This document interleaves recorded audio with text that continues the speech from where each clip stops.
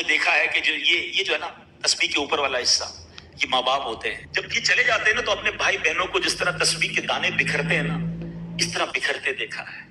جب تک ماں باپ ہیں پہلے تو ان کی برکتیں لینا، اور جب یہ چلے جائیں نا تو یہ دانے بکھرنے مت دینا، جوڑ کے رکھنا اپنی فیملی کو. یہ فیملی، یہی تو پیار ہے زندگی میں. تھوڑے سے پیسوں کے لیے بھائی بہن لڑتے ہیں، جائیداد کے لیے بھائی بہن لڑتے ہیں، تھوڑے کاروبار کے لیے لڑتے ہیں. قربان کر دو، کوئی بات نہیں، بھائی کو تھوڑا زیادہ چلا جائے. بہن کے میری بہن کے گھر میں ہی جا رہا ہے نا، یہ تیرا ہے، یہ میرا ہے، نہ کیا کرے. یہ گھر کی محبتیں آپ کو بہت ساری بیماریوں سے بچاتی ہیں. حدیث پاک میں آتا ہے جس کا مضمون ہے جو چاہتا ہے کہ اس کی زندگی میں اضافہ ہو جائے، عمر میں اضافہ ہو جائے، بری موت سے بچے، اسے چاہیے کہ وہ صلہ رحمی کرے. صلہ رحمی کیا ہے؟ اپنے رشتہ داروں کے ساتھ اچھا سلوک. اور رشتہ داروں میں کلوزسٹ فیملی ممبر جو ہے وہ بھائی بہن ہیں، وہ ماں باپ ہیں، بیوی بچے ہیں. ارے ان کو چھوڑ کر دنیا سے محبتیں جتا رہے ہو؟ نہیں میرے پیارے اسلامی بھائی، تو اپنی بچیوں کے ساتھ اور اپنی بہنوں کے ساتھ بالخصوص اچھا سلوک کرنا. خوش نصیب ہے وہ بھائی جو بہنوں کا مان ہے، خوش نصیب ہے وہ جو والد جو اپنی بچیوں کے ساتھ اچھا برتاؤ کرتا ہے. بہنوں کی دعائیں بھائی کو بہت اوپر لے جاتی ہیں. خوش نصیب ہے وہ بھائی. اچھا، ہمارے ایک اور نظام پتہ ہے کیا ہے کہ جب تک ماں باپ کے ساتھ رہ رہے ہیں تو چلے بھائی بہنوں میں پیار ہے.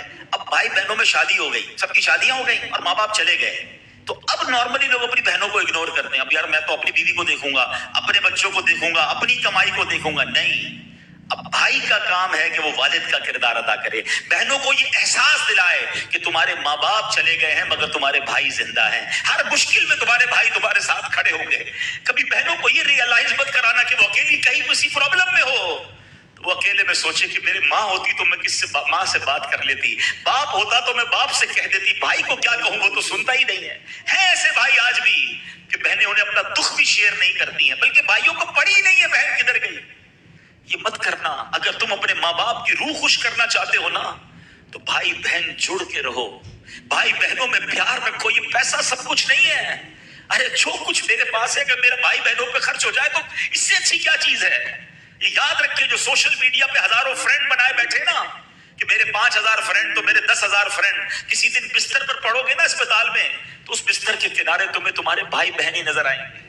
وہ سوشل میڈیا والا تمہارا جو سارے دن چیٹنگ جس کے ساتھ واٹس ایپ پہ لگے ہوئے ہو نا گروپ میں، کوئی نظر نہیں آئے گا. جب تمہارے گھر میں کوئی بچے کا پرابلم ہوگا، آدھی رات کو اگر تمہارے گھر کوئی آ کے تمہیں دلاسا دے گا تو تمہارے بھائی بہن ہوں گے. بہنوں کو حقیر نہ سمجھنا، یہ ان لوگوں کے لیے بھی درس ہے. اسلام جب نہیں آیا تھا نا تو بہنوں کے حقوق نہیں تھے، ان کو کوئی ورثے میں حق نہیں دیتا تھا، بہنوں کی شادیاں نہیں کرواتے تھے. مگر آج بھی کچھ قبائل سنا ہے ایسے ہیں، آج بھی بدبخت کچھ لوگ ایسے ہیں جو بہنوں کے حق دبا لیتے ہیں. ارے بہنیں تو غم گسار ہوتی ہیں، بہنیں تو بھائیوں کا مان ہوتی ہیں. ارے بہنیں ہوتی ہیں تو گھر میں رونق ہوتی ہے. ارے بہنوں کو عزت دیا کرو، بہنوں کو پیار دیا کرو. اللہ کے حبیب فرماتے ہیں ایسا بھی ہوا کہ کچھ لوگوں کی ماں باپ جلدی چلے گئے، اب بھائی پر بہنوں کا بوجھ ہے. ایک صحابی کے بارے میں آتا ہے ان کی 6 یا 7 بہنیں تھیں اور سبحان اللہ وہ اپنی بہنوں کو انہوں نے پالا، اپنی بہنوں کو باپ بن کر پالا، ان کے بالوں میں کنگھی بھی کرتے تھے. اور جب بہنوں کی شادیاں ہو گئی، بہنیں بڑی ہو گئی، اپنی شادی تاخیر سے کی اور شادی بھی کسی بیوہ سے کی.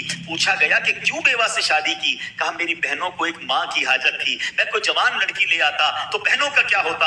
اللہ اکبر، یہ صحابہ کا انداز. اور آج جو بہنوں کا حق دباتے ہیں، آج جو بہنوں کو ذلیل کرتے ہیں، نہ کرنا.